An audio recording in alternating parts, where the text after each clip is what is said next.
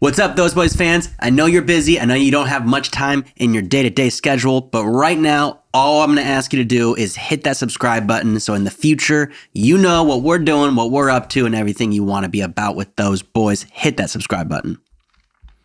Nice. Thanks, man. That was really pretty. I'm like nervous now. I don't really know how to... Well, you made it a competition. That's when I thrive. You also have a lot more practice, but that's what we're about here at Those Boys is keep practicing. Mm-hmm. You know? What's up, TBs?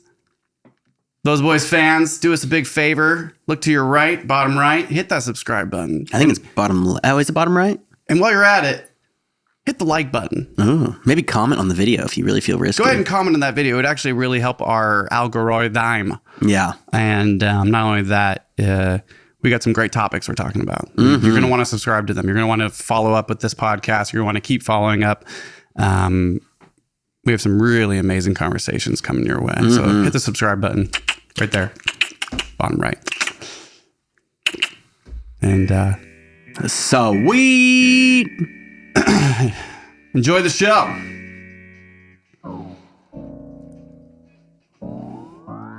So just to get started here, I want to have some topics or some things I want to talk about is your boy, the new main podcast editor right here, Nene. Oh yeah, Nene's on the podcast edits. I edited the last episode. 9, you're doing 10 right now. Because we're doing 11. This is episode 11, right? Yeah, welcome to episode 11, everyone. We hope you had a wonderful Halloween. Everything was safe out there, that you're not, because currently right now we haven't had Halloween yet, but we did already film the podcast. So we hope that you were safe and that you didn't accidentally swallow any fentanyl that looked like Skittles. We know it's out there. It's definitely out there. I don't know how many posts you've seen online about fentanyl. Well, they just seized like $12 million of candy that all had fentanyl Who in did? it. The FBI somewhere at some airport. I forgot where it was. But it was in America. But I mean, is that real? Yes. It's in the news. And the news is always real. I'm not going to be the person who's like, fake news, fentanyl's not real. No. But I think that around Halloween, why is it that around Halloween every single time there's always like in recent news staples have been found in local twits, or like someone is trying to kill your children. Yeah. A recent kid in Illinois bit into a Starburst, and you wouldn't believe this. There was a tack went into the top of his mouth. Yeah. Be careful out there, folks. Your kids are going to be biting into tacks if you're not checking the candy before they eat it. That's the only thing I have to say about the fentanyl and candy thing is, there's drugs everywhere. They've been packaging them into candy forms, mostly for labeling and like distribution practices, like being able to get things out and knowing what types of levels. Like if you're in a multi-billion-dollar industry, you're going to have a pretty good system in place. Maybe some of that's color coding and easy distribution. Yeah. So it's not like an unheard of thing to have like what happened to ecstasy? Ecstasy still looks like candy. Always looks like candy. Oh, that's right. Because now Molly is seen as a good thing more. And since it's like, a little bit better, maybe. Is no? it? Maybe I don't think Molly's being seen as a good thing yet. It originated culturally from though. PTSD. Like, maybe like it's just like what happened to ecstasy being like in recent news, ecstasy looking like Skittles. It's now fentanyl looks like it's getting. Like they're capitalizing. You got to get worse. Like fentanyl will kill you a lot faster. Molly might not kill you right away. Fentanyl will kill you right away. And so it just seems like it's the next thing. And it's right around Halloween. And it's got to look like candy. So if you have a kid, be careful. Never can be too sure these days what's in the candy wrapper. Let's approach that the opposite way. If you have a kid, get risky. Go on. No, it's just going to leave it there. If you had a kid...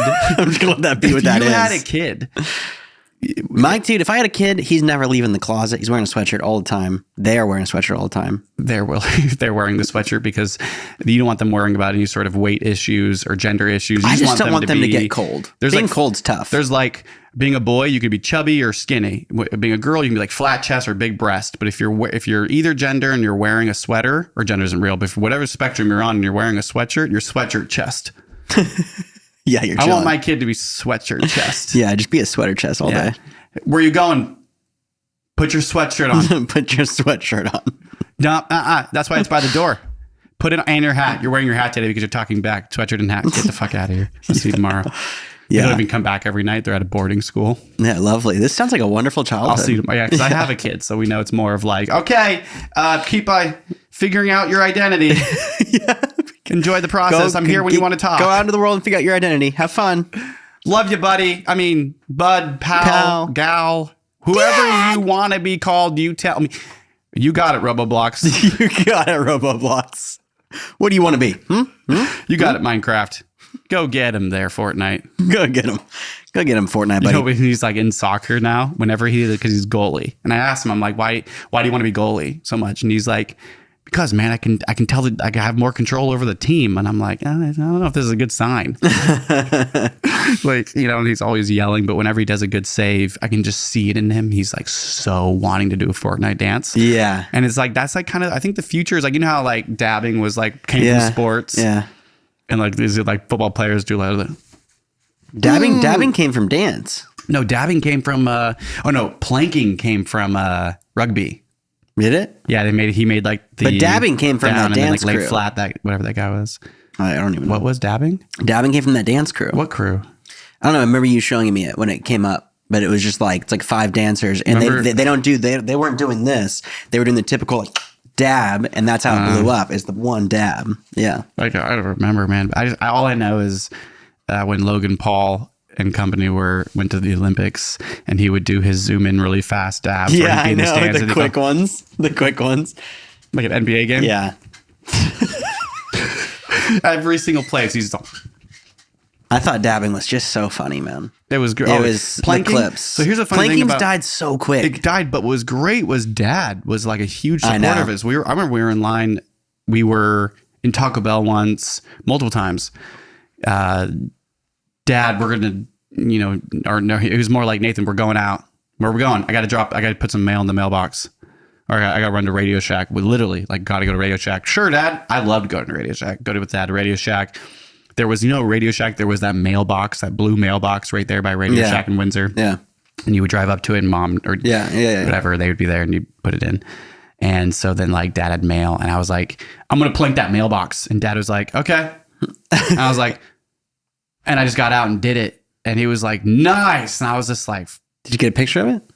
Oh, cool, Dad. Did you get a picture of it? I think we got the picture of the one that I did at the Taco Bell drive-thru. There's one of the ones. I did the Taco Bell drive-thru. Oh, you did Taco Bell. I did get a picture of me in the mailbox. I think he probably has it. Yeah. Dad, if you're watching this, I hope you're watching. Are you watching this, Dad? He's not. If you ever do, maybe even if this is a year from now, can you send me that picture? So serious. Thanks, Dad. Please send me that picture. That'd be wonderful. That'd be great. If the one of me planking when we had that wonderful trip to Radio Shack. Why don't you go first? I'll let you go first today because I keep kicking your butt. Today on episode 11, we are playing a wild and just insane, riveting game of Mancala.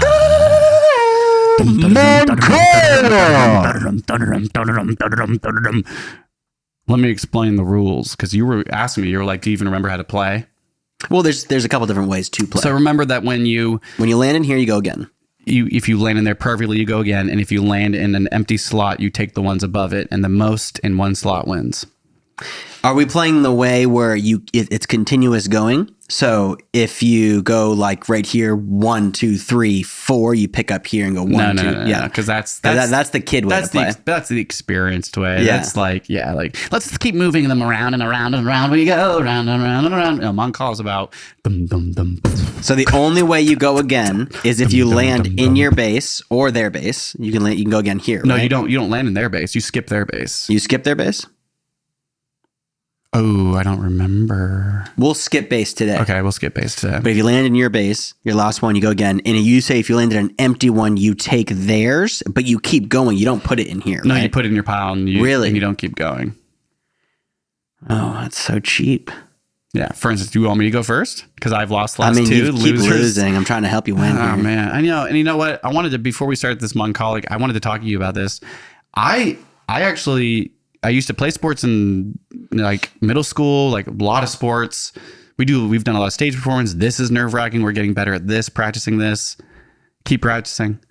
But for some reason, the moment you and I are playing a game together on camera, I like don't really care if I win or lose because it's like it's all about the game. I It's think all about we're all yeah, you know what I'm yeah. saying. But you're like, I don't ever want to lose on camera. Now twice. No, I just never want to lose in general. I know, but that's how I feel. But like on camera, all of a sudden it's like I'm not gonna like try as hard as I normally would because it's. And I hate that feeling. Yeah. You can like watch that on Netflix documentaries of like people doing crazy stunts. Normally they don't get first all the time in the documentary. And then it's like them afterwards, like, it's all right.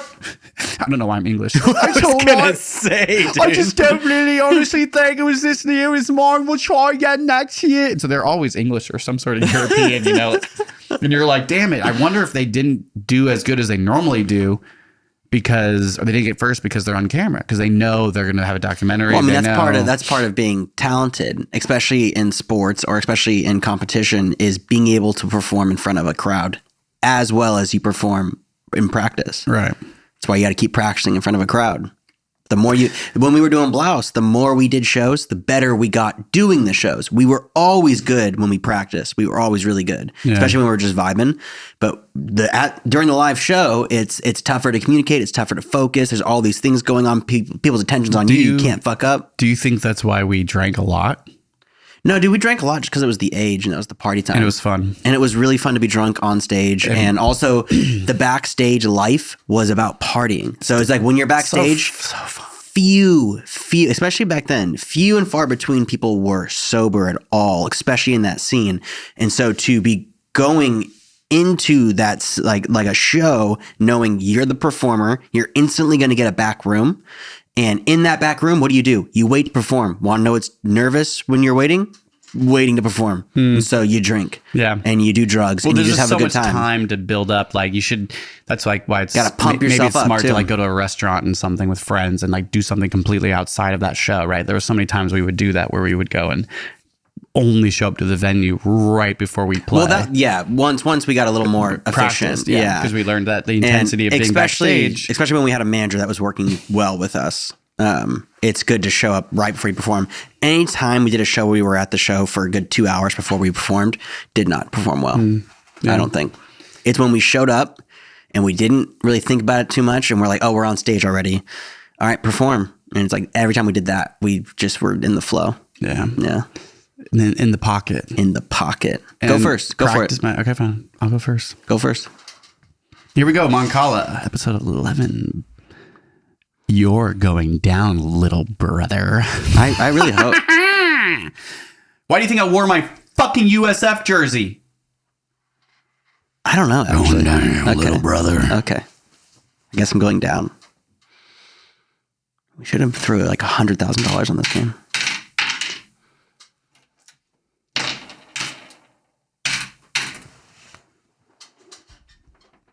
Mancala is a great game. This goes way back in our childhood. We would play Mancala All the time. all the time. I remember Grandma and Grandpa were the ones that got us into it, right? Remember Sedona? They were the ones that had like Mancala the first, before it was really popular.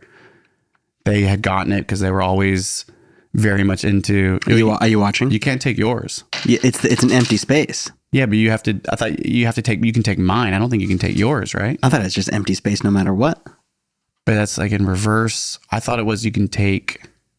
That's why I do that. That's why I thought the rule was you land in an empty space, you take these and keep going. That's what I thought it was. We don't keep going. If you land in an empty space, you just take the pieces from somebody else and then it's the next person's turn. But I don't think you go, like, if I landed here, I don't think I go, I don't think you ever do that. Yeah. No. If you had one piece.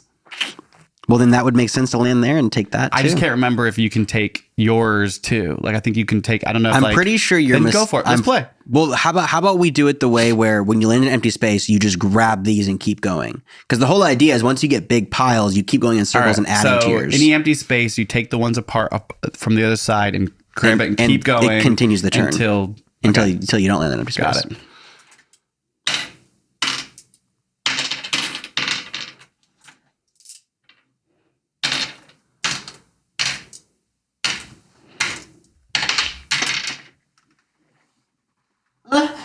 You have it. You got it. It's a little bit. What's ASMR? Ooh, go again. Dude, what the fuck, man? I realize like this will give us little breaks in between the casts so that we can play, and then in between turns we'll like have conversation because. Okay, now it's your turn. More about game cam. Yeah. Game cam. It's the game cam. Let us know in the comments. It's the game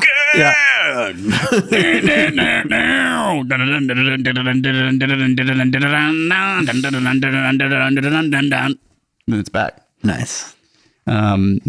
Let us know in the comments how you're liking the game cam. If you want us to add effects, graphics, your boy can start doing that more and more and more.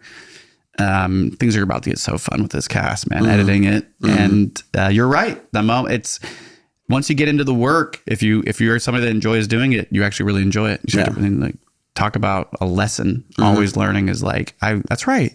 I really love editing shit. You always have. I always have. Like it just fills such a void. But I feel like I've said this so many times. Like being a nurse fulfills so much of that void. It was like there's so many little tedious things I do in my career that like adding more tedious things that depending on my headspace makes it feel extremely tedious, literally. And rather than being like the tediousness is minor. It's really actually creatively fun, enjoyable, and but sweet. Something some self-reflection here. I've noticed that I tend to, the last cast we dressed up, right? I was Shane the shepherd, and you were Zane the lab tech. God, that was fun. I love being dressed up. And it makes it so much more just like in character. Talk about not drinking for like holidays or anything now. It's like things are so different. Like just not having alcohol as any sort of focus because our girls drink. So it's still around. But like for us, it is really fun to be able to have like that stability to be able to, I don't know, not worry about hangovers and like have a ton of fun. Well, that's my biggest thing. That's my number one. Was such a big partying party. It was especially Halloween. So many wonderful stories. Especially being a DJ and Halloween. Oh yeah, same thing with like Pride Halloween Festival. Parties, huge. Yeah, it's like if there's a holiday, you can get a good show, and you can get fucked up and have a good time. Do you remember our Pride shows, the ones that we were treated the best, given the best like amendments, everything? I won't say his name. But do you remember who was sober that like ran that shit? Do you remember him? Yeah, he was the one that brought us the charger and everything, right? Remember the first year he was still partying, and then the second year we did it, he was like, "Oh no, I've been sober a year now." And then I ran into him we did it multiple times, and then like years after I ran into him somewhere, and he'd been sober like multiple years. And I remember we were just raging at those events, man. Right? It's like, well, and they were one of the few events that really would get us anything we wanted. Yeah, and we wouldn't ask for much because we never were given anything at other shows. But when they would ask us our rider, they'd email us, "What's your rider for next week?" And we'd be like, "Jameson." And that's it. It'd be like Jameson. Our riders were so easy because we didn't know. Ale. Like we felt so guilty. It'd be like, a fresh pair of socks. Yeah, I don't know. We're not on tour.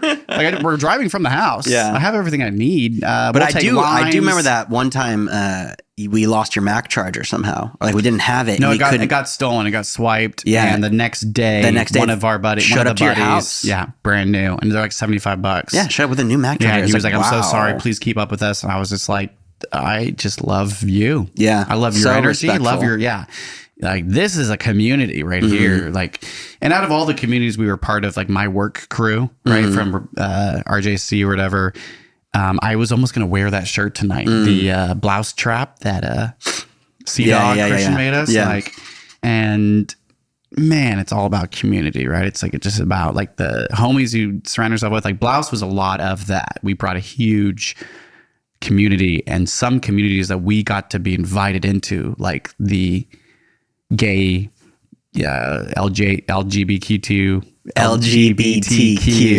plus community of San Francisco. We were like so involved, pleasantly invited, invited. Like they just, it was just like the community was just kind of like, and I think it's because we are very open. Yeah. Like we are flamboyant Italian motherfuckers. Yeah. And so like, we just had a great opportunity to be part of that, and that was the most supportive and the most fun, but also some of the craziest parties. Yeah, but it was still always positive vibes. It was always very, very supportive. Definitely like the most rager shows were the Pride shows, but no one really ever got in fights. No one really got angry. We always got so drunk, but we made it home. Right. And like, yeah, there was that one time your Charger got stolen, but who cares? They bought us a new one. So it's kind of like everything was always still good vibes. And that's why we did it, 4 years in a row with them? So fun. Yeah, and we always so it was brought great. the party. We would sell out like wherever we were, either back of the venue or in the like. Dude, there like was headlining. I think it was the third time we did it, where they finally got the venue with the upstairs and downstairs. The upstairs and downstairs, and we were in the upstairs back room, which we were like, oh, we thought we were main stage, but then we had no idea. I don't think it was upstairs. I think it was just to this. It was this. No, it was upstairs. Wasn't that chapel? No, different place. This was when they finally got the full venue. It wasn't just the one chapel venue. Right. Because we used to do the side room at Chapel SF. And then, are you sure that was upstairs? I thought we just went upstairs afterwards. This was a whole different venue than they've ever done. So I have no memory. Yeah. But it was the one where all they would always, once we asked for Jameson that one time, they'd always bring us our own bottle, even if the club didn't have alcohol. Yeah, they would sneak it in somehow and get us our own bottle. And it was always just like, oh, that's so cool. But we showed up legit as we were supposed to go on. And this is the one where we had that full back room. Remember, where it was like huge room and we just packed it full of like 40 people. Yes, that's when the one that Matt and his brother came. Yeah. Yes. But we legit started the show with about 7 people in that room. And by the end, we maxed out that room with like 200 people. And it was dripping in sweat. And we're just all like, we had our own party. And it's just like, dude, I remember just looking at you and being like, what the hell did we just do? Because the whole room was full to a level that scared me. But we were so vibing, and I was on such a level, and we still have footage of that too. Do we really? Yeah. Oh, I think that's when we started filming it with GoPro. So you got if you have this footage, I know, I got to find it. Honestly, anything we start talking about, I want to start clipping because just to kind of bleed right into this is just talking about experiences that we've had over the last week. I went to Dead Mouse with my homeboy. Hell yeah. And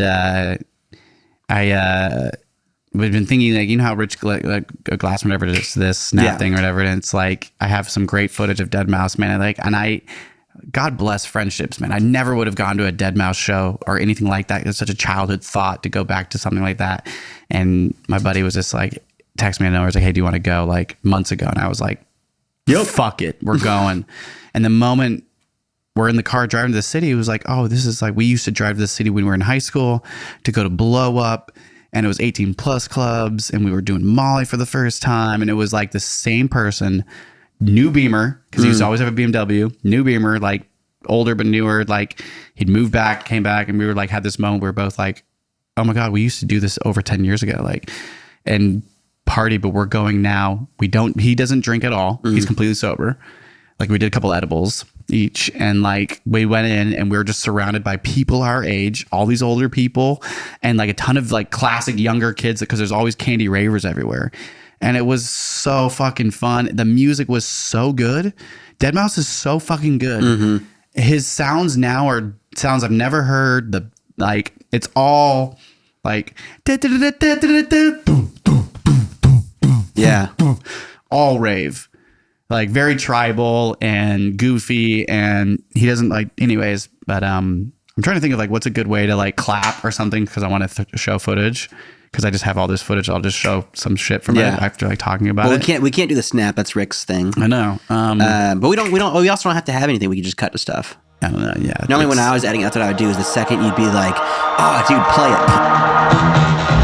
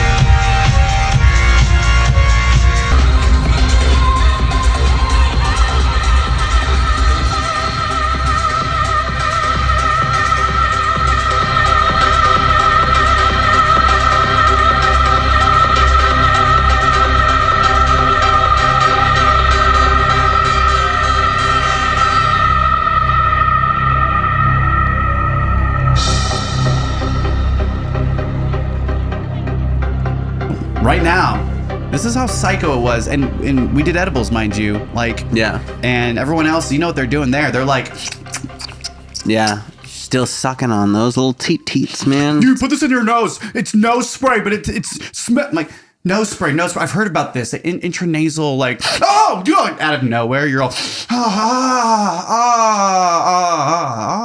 okay. It's not a drug. It's just like scented air. And I'm feeling my sinuses are awoken.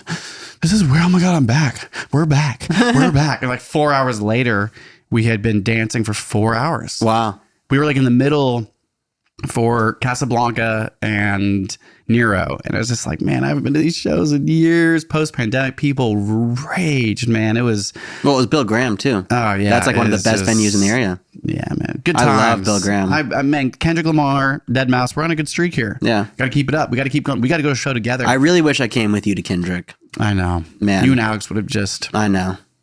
But And I just... have footage from that, too. I could show some footage of that. Yeah. Like, play it. Yeah. Play it.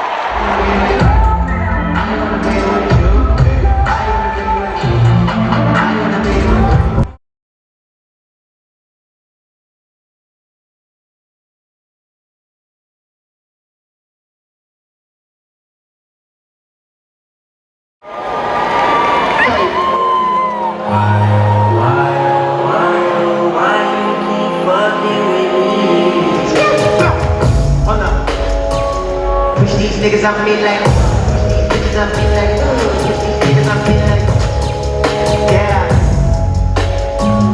I be in shit, talking the pony shit. I'm done with the zone shit. I never resolved the man in the same, and I'm I'm going to do a move. I never resolved the man in the same, and I'm like, ooh. You're going down, little brother, in this Mancala game, I promise you. You're... I don't think I'm going down. You're going down. I don't think I'm going down. I don't want to count anything, you know. I just want to play.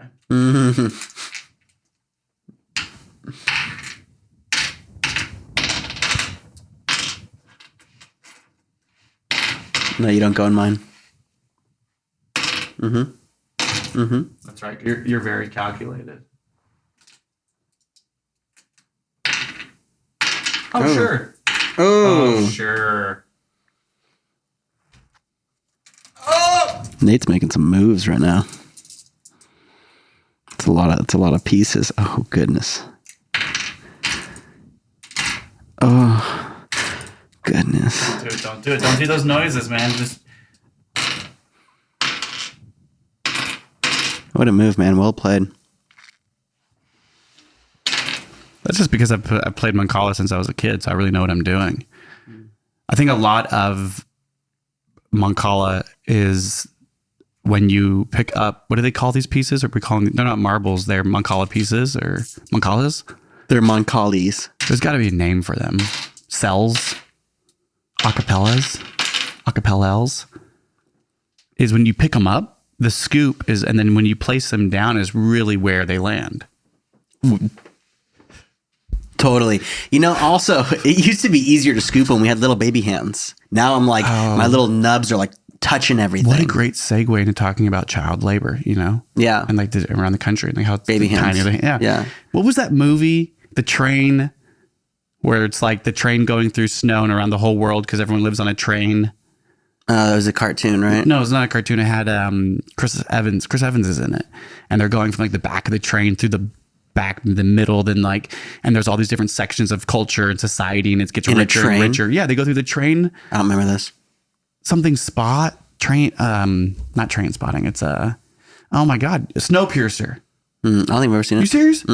Is it good? So so good. Oh, it's cool. a great movie. It's That's great. Anyways, that was a spoiler. I don't want to talk anymore about that. And if you want to watch that movie, go ahead and watch it. Maybe we'll talk about it the next cast. I don't know. You still haven't watched the movie I told you to watch. That's true. And we're getting better at this, following the rules of our own cast so that we have better content to share for our TBs. Let me know if you like your nickname I made for you. I don't know. It sounds more like a virus. Like I think that could be tuberculosis. Well, TB is going to be sounding like tuberculosis. We have to rebrand it. Okay. So like, what up, TBs? What up, my tuberculosis is? I just got my new I got my new TBT. TBT. My Those Boys tea. Oh, nice. Yeah, I just picked up one of those new TBTs. Speaking of TBTs, we had a fantastic meeting with our new graphic designer that is going to be doing graphic design for all of Those Boys and then also all of future merch and a lot of things, a lot of fun, exciting, new, innovative things coming to Those Boys. Yeah. And I was hoping... Check out her... I mean, right now, we'll do a little ad. Have it. I hope maybe you can, when you post this, you can put it in the meta stuff and never, but like at Seabogue Design... we'll ask her what she wants. Well, I was thinking now that she's officially working with us, I'll just have her... her website, everything. Well, you know how I have like signs, links, and Tings, and then I haven't really added any links and Tings to you yet because you haven't really given me anything yet, but like, and then we'll have Seabogue links and Tings. From where? Where are you talking about? On there? Just in the description of YouTube, so that she's part of everything now. Yeah, I got you. Yeah, we had a wonderful meeting. It was... We made brunch and we built community, which is one of our main values. Or not, I'm sorry, let me rephrase that. It's not one of our main values, but is one of like the overarching themes of everything that we're about. And here on the cast, hopefully you're going to start seeing us take a lot more of a serious tone in terms of just our mission statement and what we're about here on the cast. And I think why we continue to...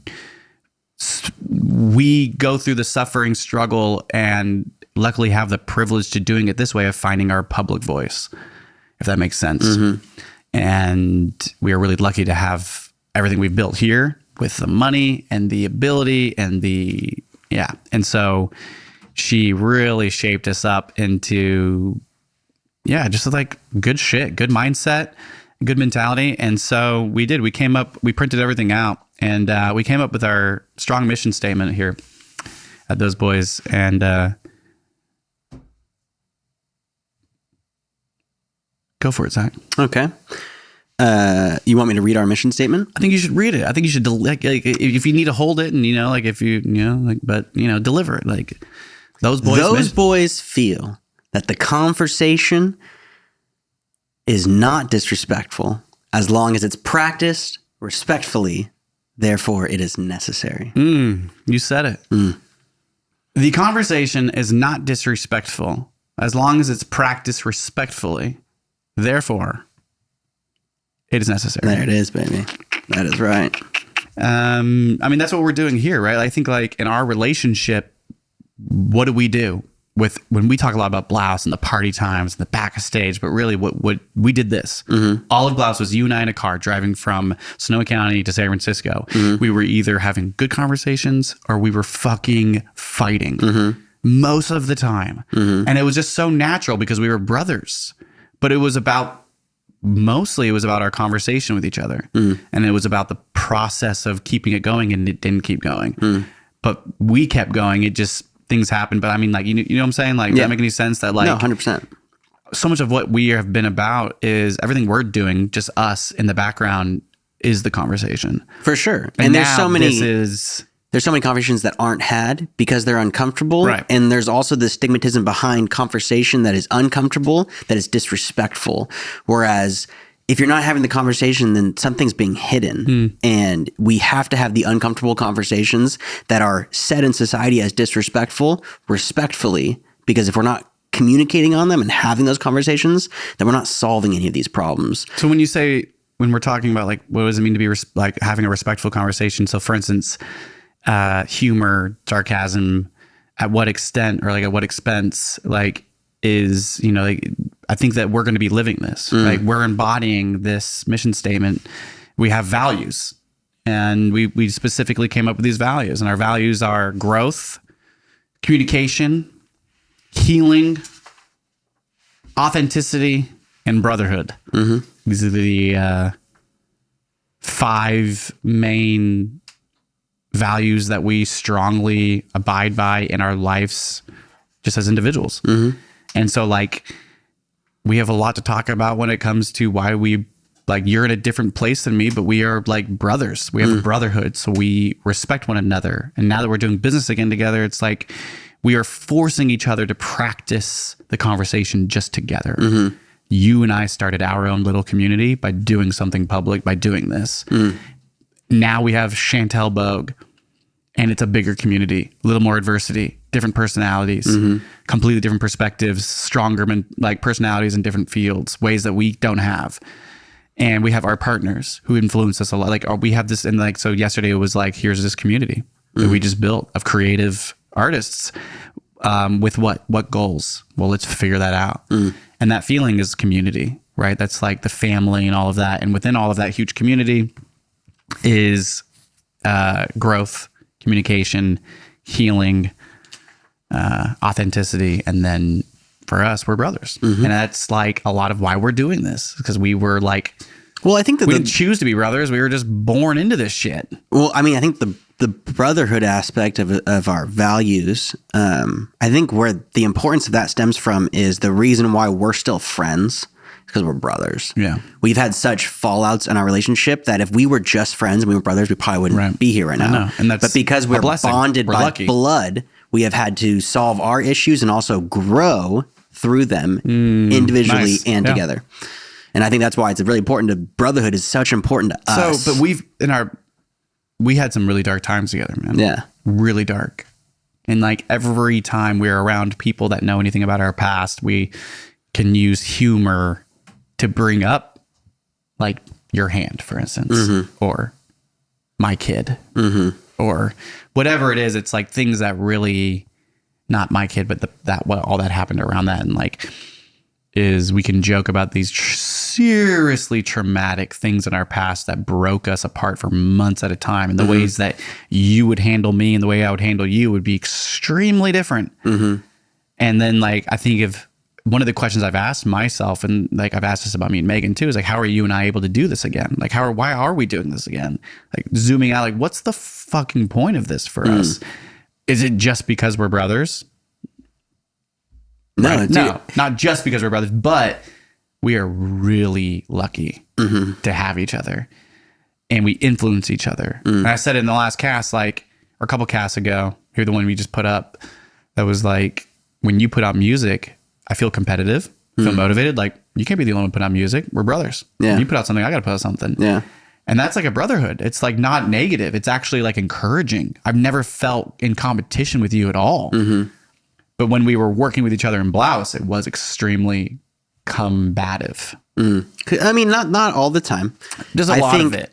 I think once you started to have some stress about your possible child, your stress and anxiety of that started to Bleed into everything. But brutal. the whole dynamic was different with Blouse, and everything we were involved in and what we really stood for drugs and alcohol and party. That was our main thing. And if we've learned anything, But we like preached something so strong. We preached, but we lived something so weak.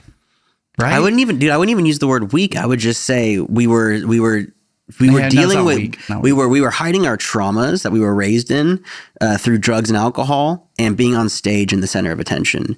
And we were hiding all of our problems. We were not vulnerable in any way, shape, or form, but it looked so vulnerable being on stage. But in reality, we weren't ourselves. We were such an image where I look at those boys and I look at us being incredibly honest and vulnerable. Hopefully. And that's the goal. Growing in our vulnerabilities. And we're not good at it. We might think we're okay at it right now, but we know we're going to be better at it by episode 50 or 100 because of one reason. Practice. And that's where one of our our number one main motto is to keep practicing. Keep practicing. Copyright that shit. We will. Keep practicing. Keep practicing. You're going to see that on t-shirts. You're going to see that on hats. Keep practicing. That's everything we say. Like, And that's everything in life, dude. That's not just things that you can physically practice. That's your mental thoughts. That's your anxieties. That's your depression. Practice is The everything. only way through everything is failure and practice. And you have to practice so you don't fail again. yeah. And You have to keep what is practicing. practice to? What is practice like? Can you define that for me? Like to yourself? Repetition, positive repetition. So it's what didn't work before. Don't do that again. And practice at doing something better. You know, in nursing, there's like the nursing code or the nursing process, which is assess, plan, intervene, evaluate, or reevaluate, or evaluate. Then you reassess, replan, reintervene, reevaluate. And that process never ends.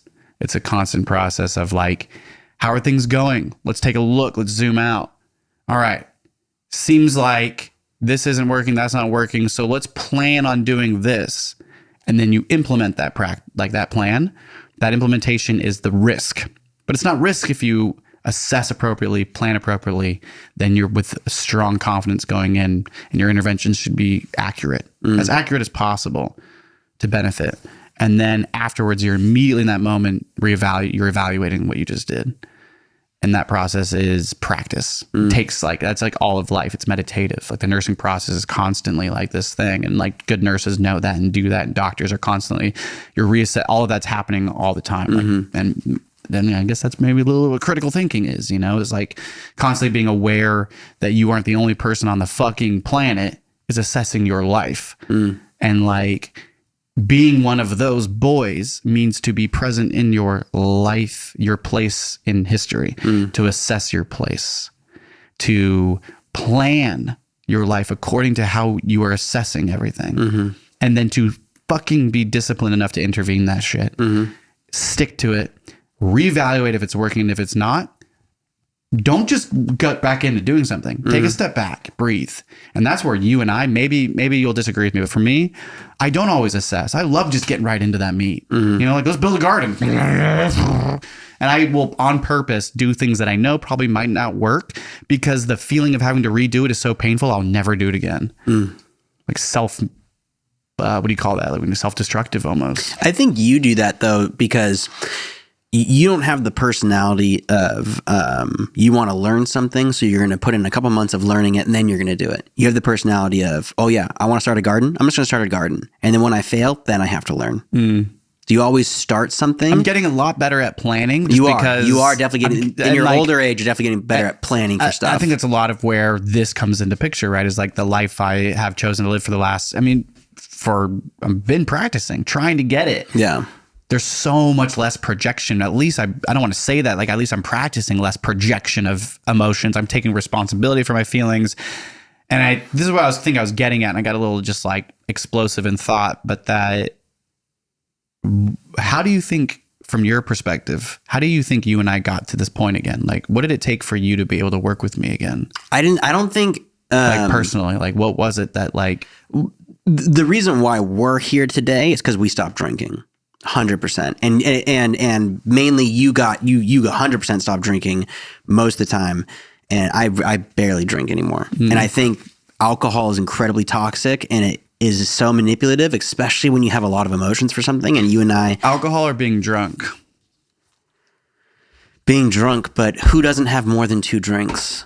It's very few people in the world really want one glass of wine, really want one beer, really want one shot. Yes. Is that something you're starting to, like, as a bartender? And I serve so many people, and so many people, they either don't drink, I want a non-alcoholic beverage, and I don't want any alcohol, or it's, I'll have a glass of wine. And then once you have that one glass of wine, you have to have a second one. And then you go to dinner and you need another one. And then you get a bottle. And it's copious amounts of drinking to an extent that causes you to be just not yourself and not present. Like if anything makes you not present, it's being drunk. You might feel more in the moment, but in reality, you're not yourself. You're not really there. Right. It's disassociative. Yeah. And it's hiding it's too. not even disassociative as much as it's inhibitory, right? It inhibits your ability. That's what it does, right? It inhibits. That's why drinking and driving is so dangerous, is because your reaction time is less. And in certain circumstances, your reaction time like that, fight or flight, needs to be quick and efficient. And then there's a other lot of times, that fight or flight becomes when it should be rest and digest, because your alcohol is like, you're inhibited from being able to know the difference. So your emotions are just rampant, especially if you have demons. If you have rampant emotions, alcohol is like a recipe. It's like a perfect part of the recipe to overheat the oven. You know, like if the food's cooking for too long, it's like, hey man, maybe the oven's too hot. Nope, it's fine. The food's gonna burn. Not in my house.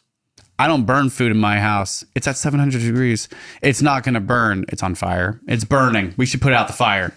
You know, and like that's how alcohol feels. If you don't have any, like if you don't know your shit. But even the people that don't think they have problems with alcohol, when I see them drunk, they're a slight bit more agitated by me. They're slightly mean. The one thing they're thinking about is just alcohol. That's all they're focused on. It becomes your main focus. It's like doing blow. You do a line. The chase. 30 minutes later, you want another line. 30 minutes later, you want another line. And the second you don't get that next line after 30 minutes, then it's what?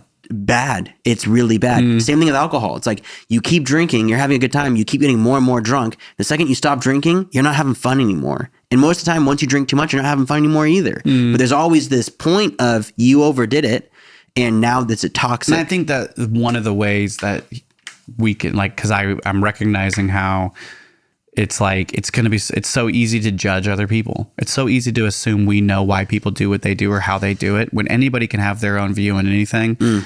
And so to have a respectful conversation around people that drink versus those that don't, and what alcohol does, like we know, like you might know what alcohol has done to you, and you and I have a community together to where we decide to respect each other. We want to practice with one another to have a conversation that's going to last forever. We've been doing it long enough. Let's fucking get this right. You and I know that alcohol together ain't working. You have the scars to prove it. So do I. So it's like our conversation in our community for you and me is like, we want the conversation to keep going. And so we've been practicing really hard as individuals on self-help, our own journeys, self-reflection, all that. And look at us now. We're not drinking. We smoke weed. And like that, there's just so much room for conversation about this idea. Yeah. And I think that talking to anybody else is, everyone has their view. I think like my girl has her view, your girl has her view. And we talk a lot about that and how that feels to us as like being with partners that are drinking, and who are we to judge?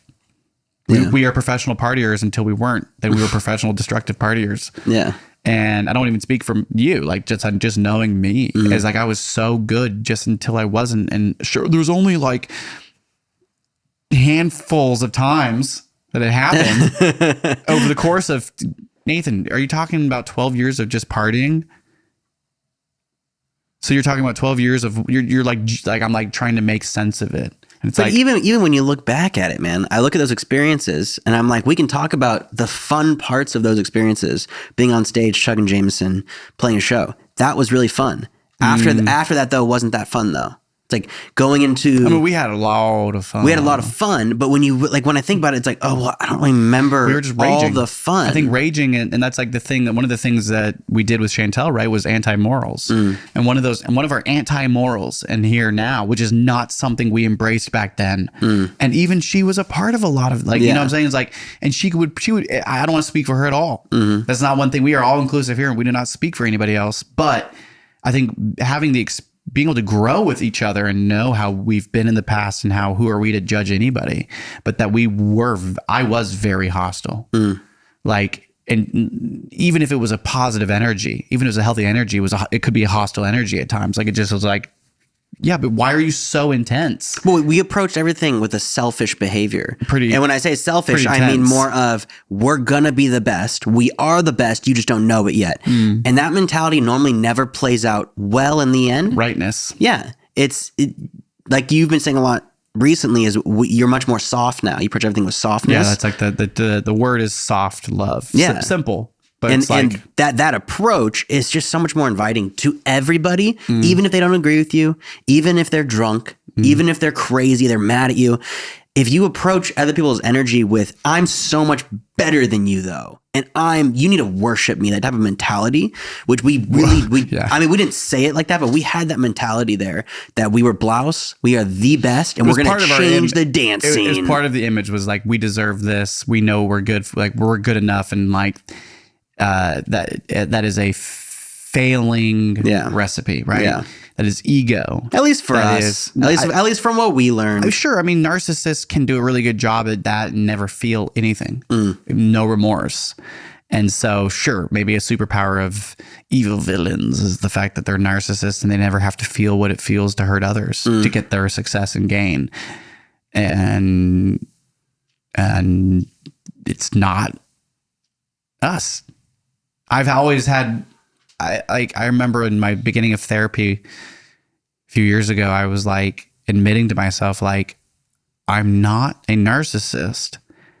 I have narcissistic tendencies. And I would tell my therapist that, and he'd be like, Nathan, it's 2020. During the pandemic, we all have narcissistic tendencies. And guess what? Before and afterwards, it's just part of being human. And I was like, oh, that's right. Like being part of being alive is we have these egos. We all of what we have is thought, and we're judging our thought against other thought and trying to make reason of it all. And it's fucking hard. And we grew up in the church. I have been healing and working most of my life out of religious trauma syndrome, right? RTS or whatever.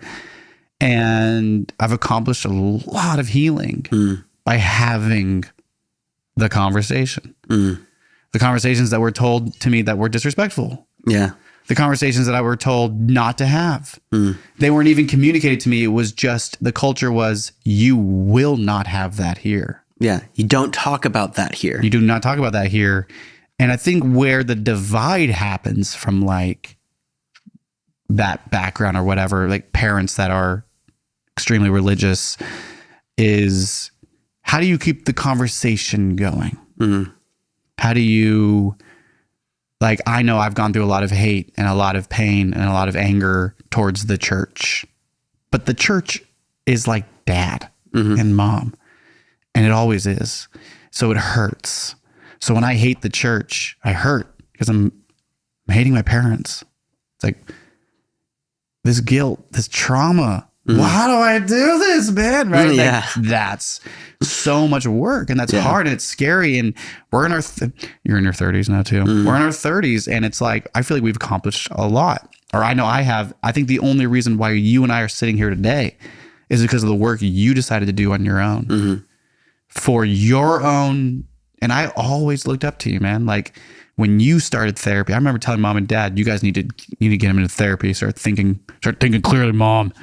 There's science out there. You know, and they kicked me out or whatever. It's like, make sure you get him into therapy. Something's up. Or whatever. And like, there was something up with me.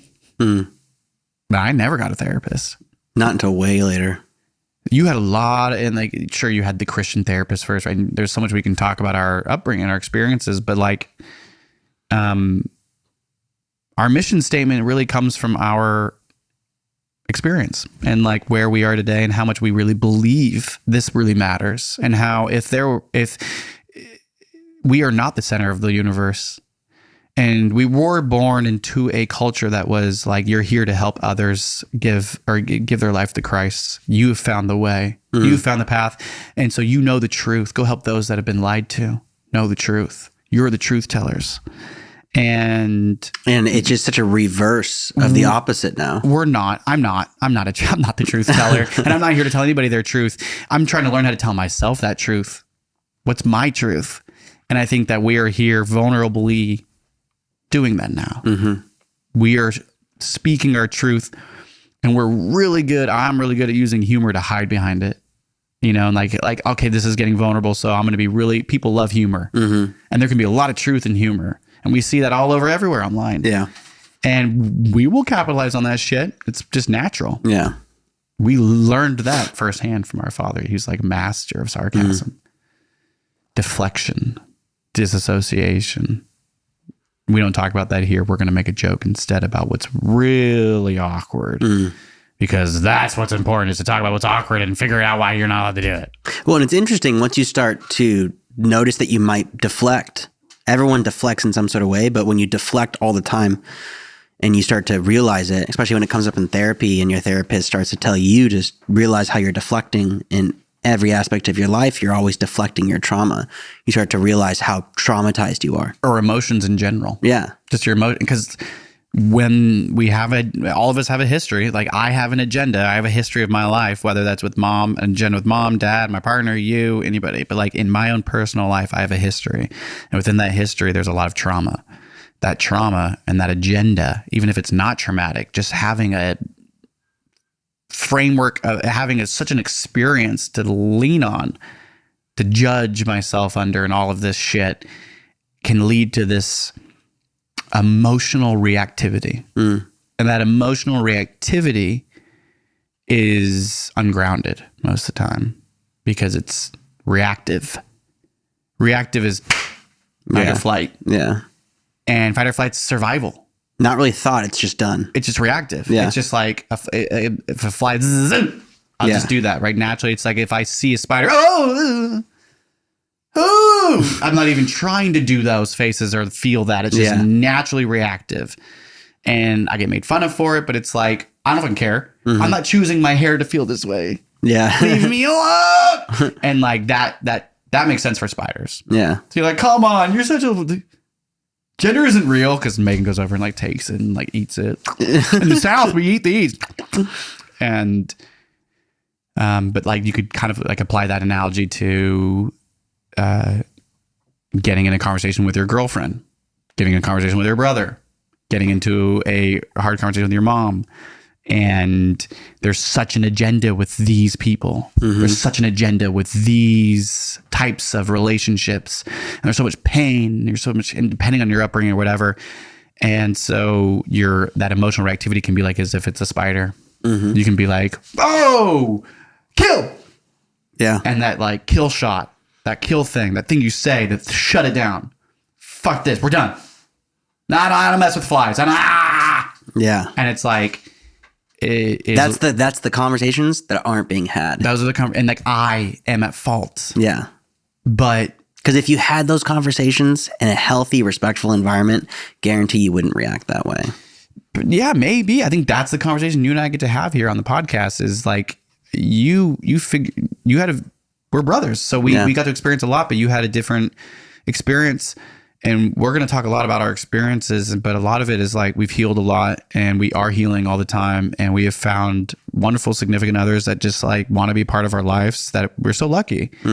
I feel very lucky, feel very like excited for so much to come. And I think that at times admitting that I haven't been very excited and knowing that I haven't been very excited is because of where I'm at now.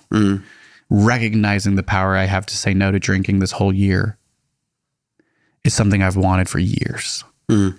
Why haven't I been honest? Oh, because everyone drinks so hard, man. So hard. He's man, like maybe someday. And it's like, it's not about anything but what I want to create.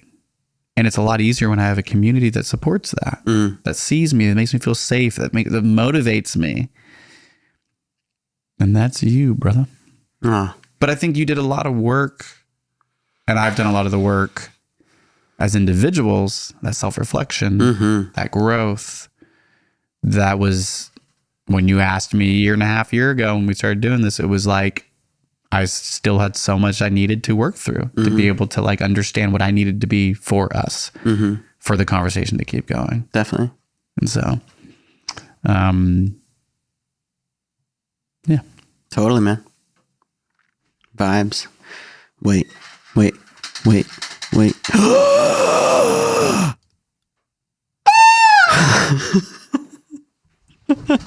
want to add a little graphic. So we did just break an hour, so I think we might not have enough time to do the Reddit thing. It's all right. We can pass on the Reddit thing. I think this was a really good conversation. I think it was too. And we can, if we want, I mean, I know that there's some like topical things here, but well, I mean, I think we got on a pretty good topic there that I think is going to start coming up a lot is the religious trauma that you and I have been going through our whole lives, but then also coming out of the religion and the trauma coming out of that religion. And reflecting on a lot of things. I continuously still reflect on a lot of memories I have with the church that caused me more trauma. And I have blocked a lot of things out, and I remember them now. And from time to time, there's still probably a bunch of things I won't remember until later, and will cause me more trauma. And there's so much trauma there.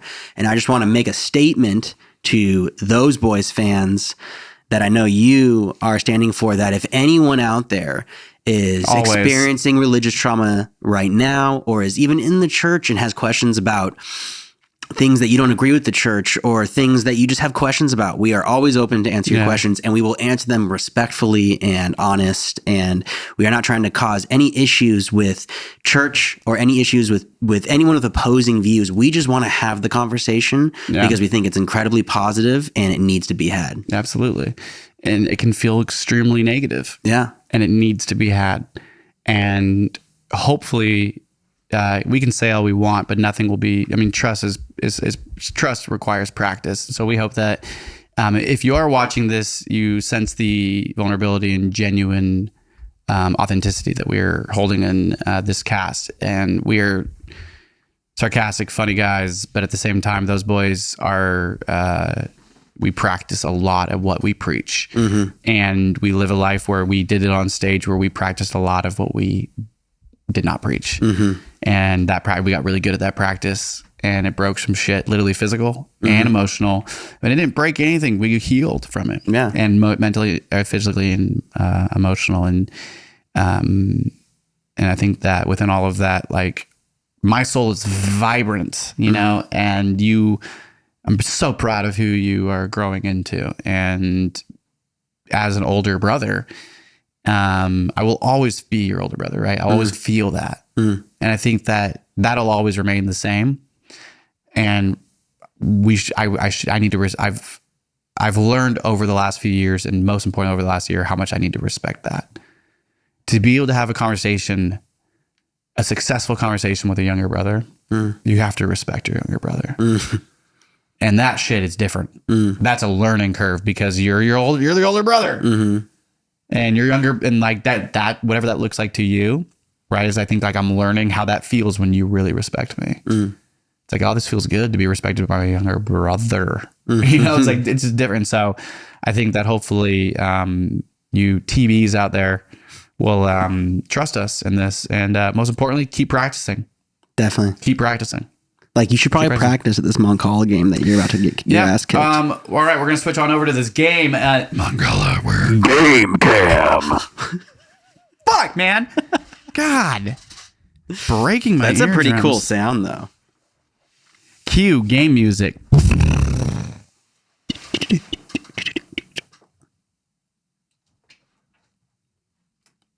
I wasn't counting. I'm not going to be counting. Oh, you see right there. That placement right there is going to ruin this one. This is going to be terrible. Wait, what placement? See, I fumbled that I fumbled the drop, and that that's why it landed there and not there. If I wouldn't have fumbled it, I would have landed there. Right. Yeah, totally, I'm serious, man. It's skill. I'm just a little rusty. I haven't played in a long time since we were kids. Well, actually, I played with Evan, and I play every time I have Evan. I do play with my son, and I kicked his ass, so that's been great.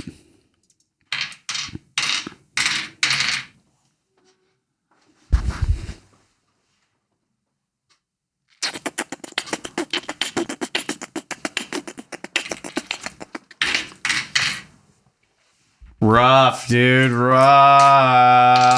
Da da da da da da. Da, da, da. Yeah, we remember playing Mancala and Sedona. Oh yeah, that's all we did. That's all we were allowed to do. The all wall windows. Just sit there like play Mancala on the all like beautiful white carpet, and it'd just be like bell rock in the background. Yeah. You were pretty young, but I have. I have so many memories of Arizona. Like, talk about imprinted. It was like Sedona, Arizona is different. Yeah. You child in the Mancala. Every time I'm in Arizona now, and I get out of the car and I smell Arizona, man, the amount of memories that come back to my head. I have so many memories about Grandma and Grandpa with just the smell of the red rock.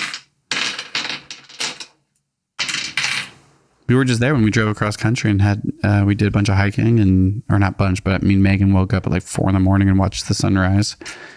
And when we were watching the sunrise at the top of this vista where we stayed at this hotel, the resort, it was beautiful. Like at the top of like this huge point where you got basically a 240 degree like view of everything. Wow. 245 degree. Wow. So we got up there and it was like 10 minutes before the sun was rising, and there was a good 30 people, like tourists out there, you know, like couples, bumbles, like like waiting for it. And there was like a woman, maybe in her 50s. I think her name, like her first name probably started with a K. And she's sitting there, and she's on the phone, and she's talking the entire sunrise. Yeah, lovely. It's not loud, but it's this is a sunrise. You don't talk at all. And if you do, you're like, Feel easy. we should have brought like maybe some coffee or something. We'll have to wait. We have to wait now. But she was there like, yeah, I'm here right now.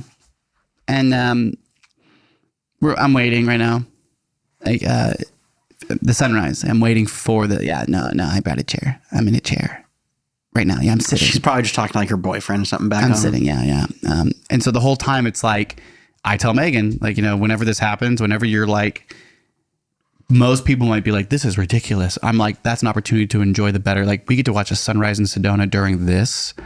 That's rememberable. We're going to remember this sunrise now because of that woman. And so I was like, eye candy. I call it life candy, where it's like, it might be sweet and sour, but it's still candy. It's a sweet part of life. Like, people are so interesting. So the whole sunrise happens. It's absolutely phenomenal. And about like finally when the sun's all the way up, she had been talking for a while. And all of a sudden you just hear, I gotta be honest, kind of boring. Oh my God. Kind of boring. And I was like, yes. And like everybody was so awkward, but I was like, Megan just knew I was loving it, because I was just like, that's what you want, man. You want that final zinger, like right after the most gorgeous Sedona, Arizona sunrise. Never seen anything. Boring. It was kind of boring. Like, you know what? It's kind of boring. Like, this was a lot more talked up than it really was. And I was like, now it's even better. Thank you. That woman just sold the show for us right there. That's so funny. It's interesting how someone which would have normally caused you a rage of anger has now turned into Isn't that great? entertainment. Isn't that great? You feel bad for people, and all of a sudden they're just fun and just interesting. I feel like it's trying to control why other people are the way they are, and other, like, and Dang it. trying to figure them out is like a form of control. Like, why are they like this right now? Is like, you can't control why you can't control anything. How about this? Enjoy the show. It's kind of boring.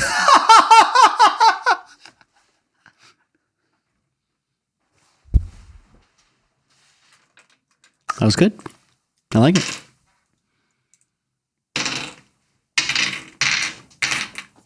Okay, you dropped 2. Okay, you dropped. Okay.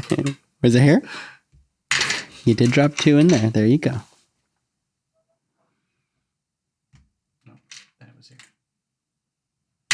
Okay. All right. Because I'm not cheating like you did the last chess game.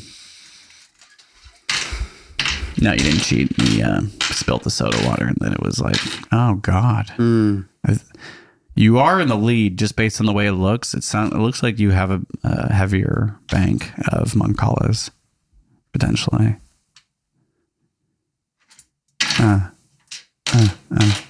Man, my fingers have gotten so much more nubby. Well, let me see. No, just as it's getting older, these are so small. I mean, it's just like this is mini Mancala. This is a mini That was Mancala part board. of no. This is a normal Mancala board. That was part of the moment to Reddit. Was like, what are things in life that you've noticed that make you feel older? That's how nubby my fingers have gotten. It's like when my son goes, shee! I'm like, I like it. Also, when we're on a car ride to go to the pumpkin patch and someone's playing dance music I've never heard and it's so good, I'm like, oh, that's right. I'm out of the dance scene. Of course, I don't know the new cool dance music. you would have came to Dead Mouse. Wow. All right. Nathan just made a very fantastic move. That may have put him in the lead. Oh boy. Let's go! Never ending. Oh. Fuck me. Let's go. Let's go. Let's go. Let's go. Boom, bing, bong, bing, bing, bong, bing.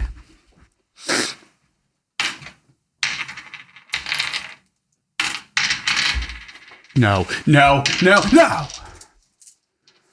Excuse me. You're a little bit closer to the games. You know, I always have to move my mic out of the way and lean in. You're just over here like never moving, I'm noticing. No, I'm chilling. It doesn't feel fair. Is life fair? Yes. If I beat you, I will feel very good. Well, you'll finally win. If I win 3 games in a row, you got to get your shit together, dude. Actually, this could just be a common thing. I'm just, you know. Why don't you milk me? I have nipples, Greg. Can you milk me too? Caught it. That's called reflexes. Sometimes reactions are good. Reaction times are good.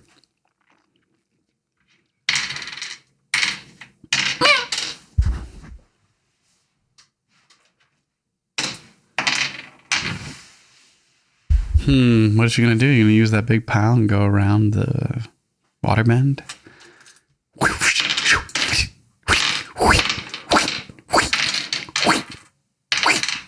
Damn it. I was hoping I had one more. Good.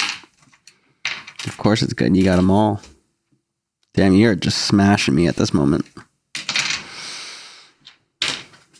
Right there. Double, double.